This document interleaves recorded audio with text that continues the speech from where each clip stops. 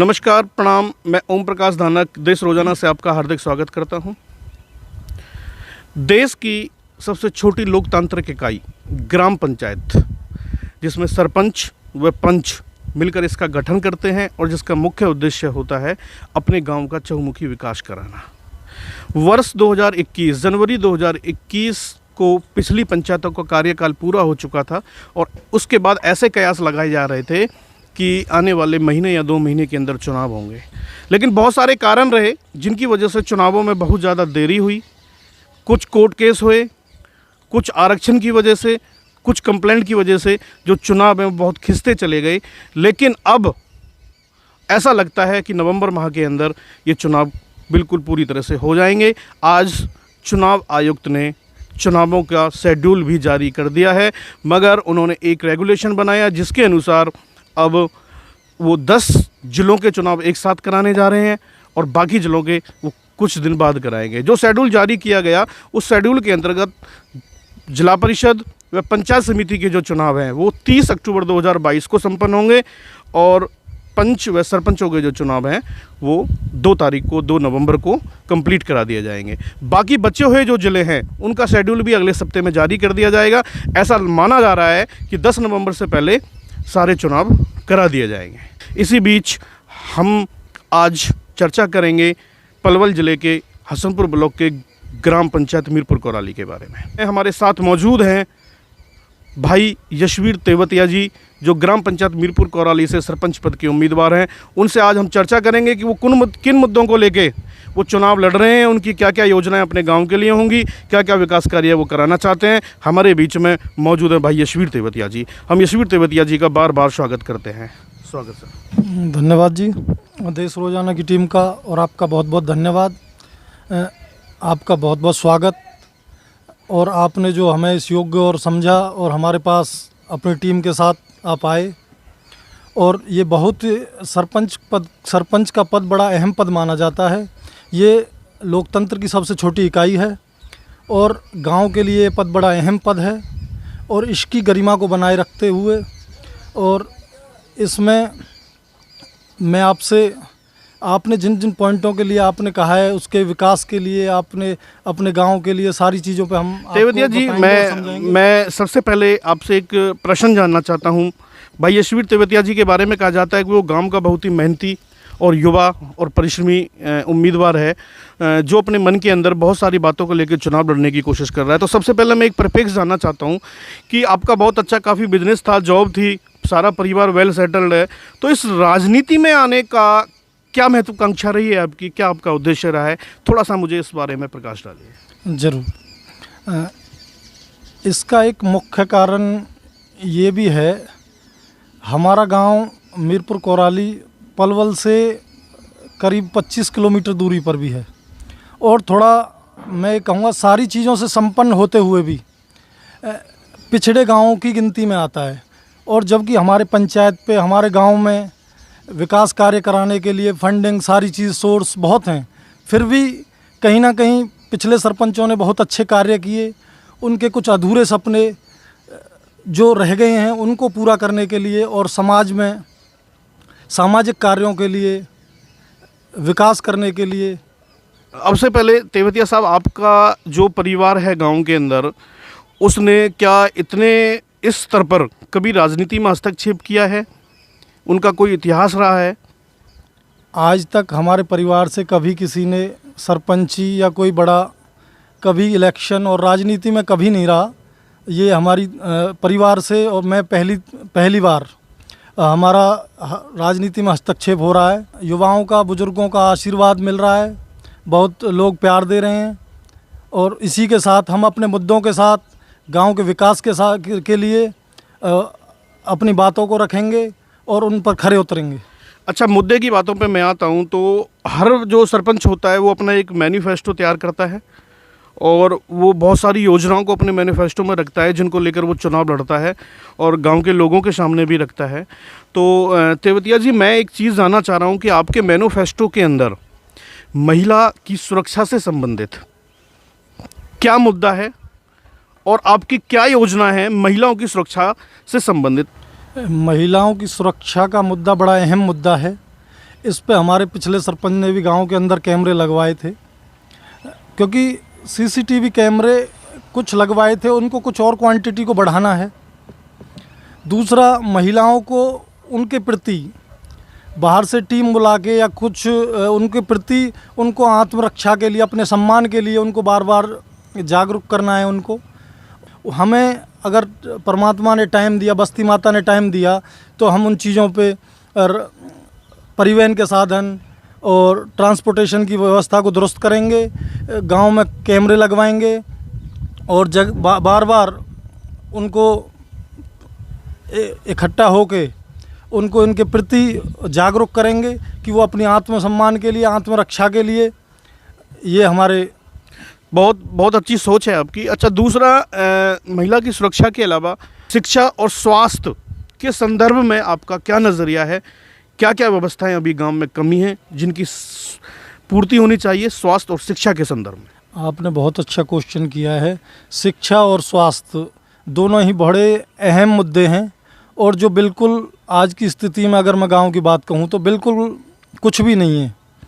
अगर मैं पहले बात करता हूं स्वास्थ्य गांव में एक प्राथमिक उपचार के लिए आज की डेट में कुछ भी नहीं है। सबसे पहले गांव के अंदर प्राथमिक उपचार के लिए एक पीएचसी सेंटर होना चाहिए, जिसको अगर हमको समय मिला तो हम पीएचसी सेंटर लाएंगे।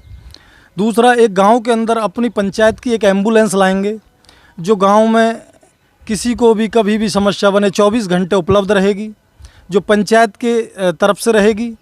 और गांव में पीएचसी सेंटर होगा जिसमें एक डॉक्टरों की टीम बैठेगी, वो 24 घंटे गांव में लोगों की सेवा देगी, और उसको पूरा ध्यान सरपंच उस पर देता है, देना भी चाहिए, क्योंकि ये सारी चीज़ें हो तो जाती हैं लेकिन उन पर अमल करना बड़ा, और उस पर हम पूरी तरीके से अमल करेंगे, खुद उसको हैंडल करेंगे।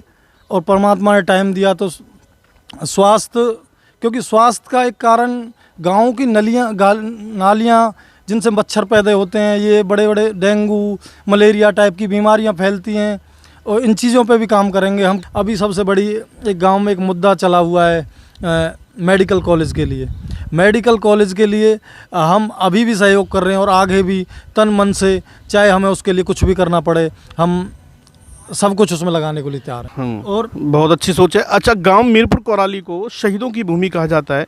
जैसे हम गांव में प्रवेश करते हैं तो हमें 3 शहीदों की जो प्रतिमाएं, उनके दर्शन होते हैं, जिनके दर्शन से हमारे अंदर एक देशभक्ति की भावना पैदा होती है। गांव के बहुत सारे अनेक युवाएं जो हर बार आर्मी में जाने के लिए प्रयास करते हैं, और ज़्यादातर हमारे गांव का रेशो ये रहा है कि वो बच्चे सेलेक्ट हो जाते हैं, लेकिन कहीं ना कहीं देखा जाता है कि उनके अभ्यास के लिए कहीं ना कहीं गाँव में कुछ ऐसी कमियां हैं जिनसे वो पूरी तरह से अभ्यास नहीं कर पाते। कोई प्लेग्राउंड अभी तक ठीक से नहीं बन पाया है, या कोई ऐसी व्यवस्थाएं नहीं है। उसके बारे में आप सरकार से या किसी और अन्य माध्यम से क्या व्यवस्थाएं करोगे उन बच्चों के लिए, विशेषकर जो आर्मी की तैयारियां करते हैं? सबसे पहले तो मैं अभी एक पॉइंट छूट गया था, शिक्षा, क्योंकि शिक्षा सबसे महत्वपूर्ण पॉइंट है, क्योंकि अगर हम शिक्षित होंगे तो हम आगे बढ़ेंगे। शिक्षा बिल्कुल व्यवस्था ख़राब पड़ी है, सरकारी स्कूल में टीचर नहीं है। उसका एक मुख्य कारण, एक सरपंच की बड़ी अहम भूमिका रहती है इस चीज़ में, शिक्षा में, क्योंकि गांव के सरकारी स्कूल को अभी हमारा +2 हो गया है, लेकिन आज की डेट में अध्यापक नहीं है। तो हम एक ऐसी टीम का गठन करेंगे जो ऐसा नहीं है कि वो राजनीतिक हो, उस चीज़ पे राजनीति हो, क्योंकि शिक्षा सबसे अहम मुद्दा है। शिक्षा पे बिल्कुल राजनीति नहीं होनी चाहिए, और एक ऐसी टीम का गठन करेंगे जो गांव के किसी भी वर्ग से, किसी भी कोने से हो। जो मैं कहता हूं कि एक इंग्लिश टीचर लेंगे हम, उसमें एक मैथ लेंगे, एक साइंस लेंगे, एक हिंदी टीचर लेंगे, उसकी एक कमेटी बनाएंगे जो हर हफ्ते आके एक बार चेक करेगी कि शिक्षा कैसे चल रही है। एक प्राइवेट स्तर पर स्कूल को लेके जाएंगे, पेरेंट्स मीटिंग होंगी। आज की डेट में अगर मैं बात करूँ, ऑन एन एवरेज गाँव में मेरे हिसाब से 75 से 80% लोग जो कि 10 से 12 हज़ार के रोज़गार पे काम कर रहे हैं, उनको बच्चों को पढ़ाना बड़ा दुर्लभ हो रहा है। और आज की डेट में अगर मैं बाहर मेरे गांव से कम 25 से 30 गांवों की बसें आती हैं जो बाहर लेके बच्चों को जाती हैं, और उन बच्चों की फ़ीस कम से कम 2500-3000, ट्रांसपोर्टेशन खर्च अदर, और हर परिवार में हर पेरेंट्स के 2 बच्चे, एक एवरेज अगर मैं बात करूं तो 2 बच्चे ज़रूर है, तो 2 बच्चों का 6000-7000। अब वो बेचारा पेरेंट्स कहीं ना कहीं शिक्षा के बच्चों को पढ़ाने के लिए बाहर भेजता है, कहीं ना कहीं कर्ज से दब रहा है। मैं चाहता हूं कि मेरे गांव का एक भी बच्चा बाहर ना जाए, गांव की शिक्षा को ऐसा दुरुस्त करेंगे। चाहे मैं आपको विश्वास दिलाता हूं, सबसे पहले सरकारी स्कूल में मैं अपने बच्चे का एडमिशन कराऊंगा, बाद में गांव की जनता से कहूंगा कि आप भी कराइए, मैं आपके साथ हूं और उसमें पूरी लगन के साथ मेहनत करूंगा। दूसरा पॉइंट आपने कहा बच्चों के, हमारा गांव शहीदों की भूमि है, क्योंकि मैं बड़ा खुश नसीब हूँ, मुझे इस गांव में पैदा होने का सौभाग्य मिला, क्योंकि मेरी जो बस्ती है बड़ी धैर्यवान, सहनशील और बड़ी अच्छी बस्ती है। बहुत बहुत बारंबार मैं धन्यवाद करता हूँ। और मेरा गांव का युवा बड़ा ऊर्जवान, बड़ा मेहनती, बड़ा कर्मठ और लगनशील है। और मैं कहना चाहूँगा गांव के युवाओं के लिए मैं 24 घंटे तैयार रहूँगा। गांव में एक ऐसे स्टेडियम को तैयार कराएंगे हम, जिसमें गांव को बच्चों को अपना ट्रैक तैयार हो सके, और भी किसी भी तरीके की जो अपनी रेस दौड़, और उनके लिए मैं आपको बता दूं लोगों के लिए कोच प्रोवाइड कराऊंगा, ताकि बच्चे, मैं ये चाहता हूं कि हमारे गांव से गोल्ड आए। अगले ओलंपिक खेल में अगर मुझे मौका मिला तो गांव में मैं कोशिश करूंगा कि गांव से गोल्ड तैयार करूं। अच्छा तेवतिया जी, मैं एक ये जानना चाहता हूँ कि हाँ, ये मानते हैं कि सरपंच का जो पद होता है बड़ा अहम होता है, क्या अपने आप को आप सरपंच पद के सक्षम मानते हो? मैं अपने आप को सरपंच नहीं, ग्राम सेवक मानता हूं। सरपंच मैं गांव में भाईचारे को, गांव की एकता को बढ़ावा देने के लिए और इन सब चीज़ों पे काम करूंगा, ताकि गांव के जितने भी सारे, कोई गांव में एक भी झगड़ा ना हो, सारी चीज़ों पे बड़े शांति प्रिय तरीके से गांव में ही सुलझाई जाएं, गांव से बाहर कोई भी समस्या ना जाए, ऐसा मेरा मानना है और उसमें मैं खरा उतरूँगा। अच्छा, आप हमारे चैनल और कैमरे के सामने चैनल के माध्यम से आप गाँव की जनता से अपनी वोटों की अपील कर सकते हैं। सारी बस्ती माता को मेरा हाथ जोड़कर नमस्कार व प्रणाम। मेरे पिता तुल बुजुर्ग, मेरी माता बहनें, मेरे युवा साथी, इनका मुझे बहुत सहयोग और सपोर्ट भी मिल रहा है।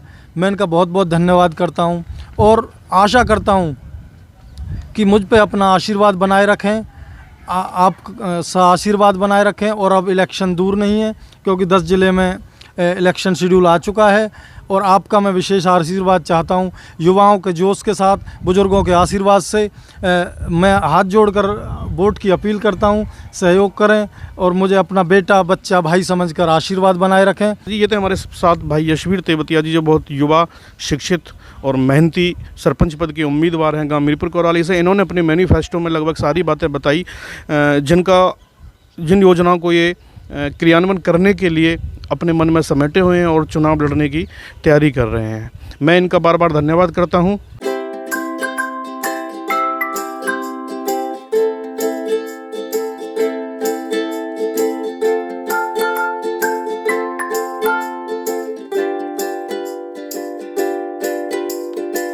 हमारे साथ जुड़े रहने के लिए देखते रहिए देश रोजाना का YouTube चैनल। सब्सक्राइब कीजिए, साथ ही देश रोजाना की खबरें सबसे पहले देखने के लिए प्रेस कीजिए बेल आइकन।